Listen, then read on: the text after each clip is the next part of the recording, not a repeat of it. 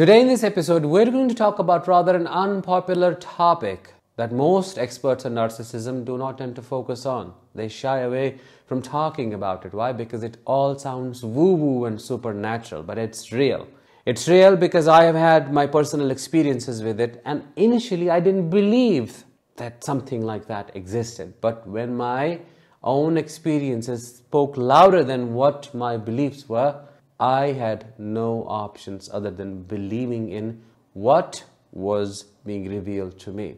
We're going to talk about how a narcissist curses you, sometimes very overtly, other times quite subtly, and how their demonic and evil energy stays with you, makes itself home in your body, and how that keeps you stuck even after leaving them for good. Hi, I am Danish, a narcissistic abuse recovery professional. If you're new to this channel and haven't subscribed already, please subscribe before we begin, because your subscription helps spread awareness about narcissistic abuse. Now here is a disclaimer. If you're someone who does not believe in supernatural stuff, evil eye, evil energy, demonic spirits and so on, it's absolutely fine. Nobody is forcing you to believe in any of that. If you do not want to consider that aspect to narcissism, that's fine, but it doesn't hurt a person to keep their mind open. So I have a lot of stories, shocking stories to share with you. Maybe you might want to stay until the end and then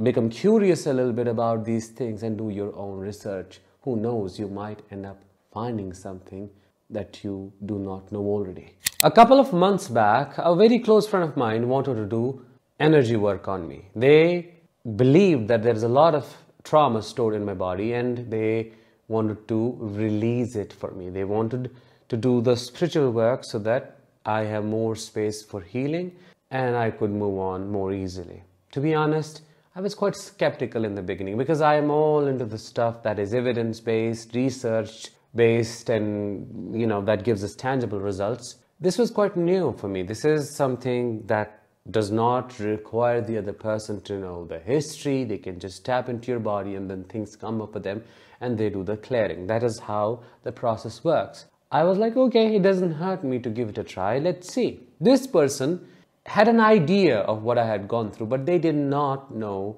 the specifics, and that is very important. Here is where it gets interesting. When they did the first session on me, they came up with a list of issues. Some of the issues were pretty common because you can find these issues in every other person that you meet, especially in these times. But there was this one issue they could have not known in any way, could not have guessed, because it's not something that you can guess. It was ultra specific, and I had not shared that with. I had not given any information, even remote information for them to connect the dots and guess. And that was the curse. This person told me that I was cursed by my father. And that curse was really heavy, really dark energy that sits in my abdomen, around my bladder, and it holds me back. That curse originates from envy and hatred. When I read that feedback, I was shocked for a moment. I was dumbfounded because there is a big thing in my history that I have talked about in other episodes. But indeed, my father cursed me in my last fight with him. He said something along the lines of, may you live but have a begging bowl in your hands, which just simply means may you live but live a life of absolute pain and suffering. And he meant that, because during that fight I completely exposed him. I totally told him off and showed him his place, and he lost total control over me. It is during that fight he cursed me really bad because he knew he had lost. When he was cursing me, I was pretending to be unimpacted by his words. But in reality, it was like someone was stabbing me continuously. Someone was tearing me apart, because it's your own father saying those things to you, cursing you to suffer. What can be worse than that? So it stayed with me. And finally, when that person worked on that, they were completely exhausted because they told me it was one of the heaviest things they have worked with recently, and there's a lot of dark energy that needed to be released. Until that point, I had an idea that these things exist because I've had my personal experiences with spirits and some psychic experiences and stuff, but I've always been skeptic. But this one proved it all for me. Why? Because the impact. When that thing was lifted, whatever it was, my functional constipation got better all of a sudden, without any medication, without anything that I was trying, because I had stopped it all. I got better naturally, and nothing that I was doing could explain that sudden change in my life, but I experienced. So I was convinced this shit is real. These people cast these curses through their eyes, sometimes verbally, other times non-verbally. They are extremely envious of you. They hate you, and that dark energy, that heavy presence, demonic energy of theirs penetrates your energy field, your aura, and then sits in your body as these curses, as this energy that chains you down, that burdens you, without you knowing what's going on with your life. I firmly believe what is devoid of light is taken over by darkness. If there is no light, what is going to be there? Obviously darkness. That is what happens with a narcissist. There is no empathy, there is no kindness. They're always jealous of others, there is hatred. They're vile beings, they're spiteful. So of course their aura, their energy is going to be negative, and that is going to impact people around them. In many religions, it's been said, evil eye is real. People's dark energies are real. There are concepts around how that is possible, but there are sayings from leaders that show us this stuff does exist. Narcissist impacts you at an energy level, which is why many people call it a spiritual war. It is spiritual warfare because the narcissist's darkness and demonic energies try to dim your light because they know you shine brighter. They know you have what they can never have. They know you can help a lot of people. You can awaken them.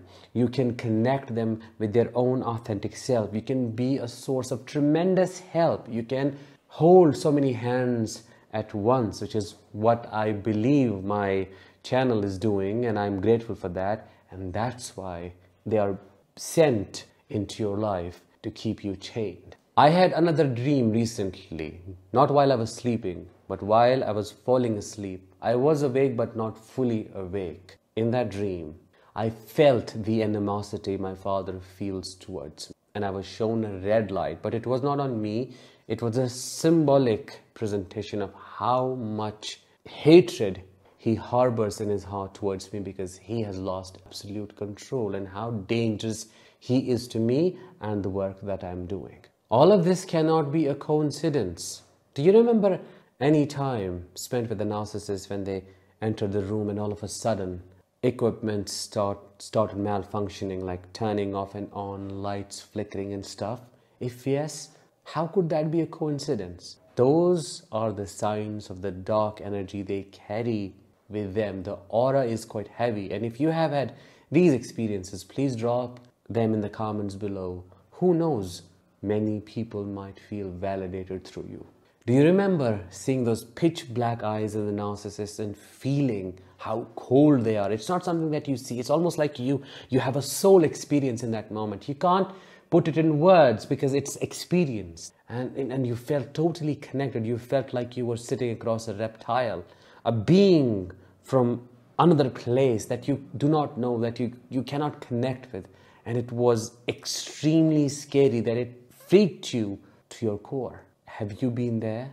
If yes, please comments below. Drop your experiences as well. As much as I hate to believe this, but narcissists, in my opinion, and having experienced what I have experienced, do have a connection with dark source. Call it bad energy, demon, Satan, whatever. But there is something dirty they carry with themselves. There is something they have given space to, and now that thing has made itself home in their hearts. And that is a very painful thing, because if that is what's going on with their lives, if that is what is maintained by their arrogance, by their grandiosity and the evil they do, how will they ever change? They have fully accepted what they should have completely rejected, what we have to run away from. They chose to run towards it and become that. If you have been with a narcissist and you feel these energy shifts in your body, if you suspect there is something going on that cannot be resolved psychologically, then you should validate that instinct. You should believe your intuition and maybe research how energy works and how energy work is done so that you can get it done on you and get that stuff released. Because as I said, in my case, I think it was the final piece to the puzzle that I was trying to resolve, that I was trying to solve for a long time. This might sound woo-woo, but those who have experienced this know what I'm talking about, and it may not align with the scientific side of narcissism, narcissistic abuse, and what it does psychologically, but I invite you to combine both these sides to have a proper understanding, a bigger understanding of this problem at hand. It's not purely scientific, it's a spiritual disease as well. In conclusion, demonic aspect to narcissism is real. I have created multiple episodes on it. You can watch them. And they do carry evil energy with them, which they use to penetrate your energy field, and they curse you. These curses are heavy.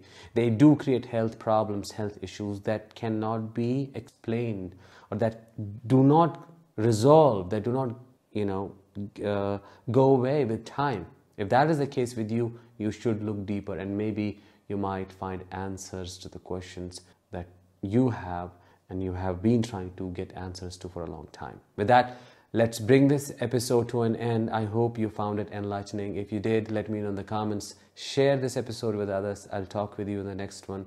Until then, as always, let the healing begin and continue.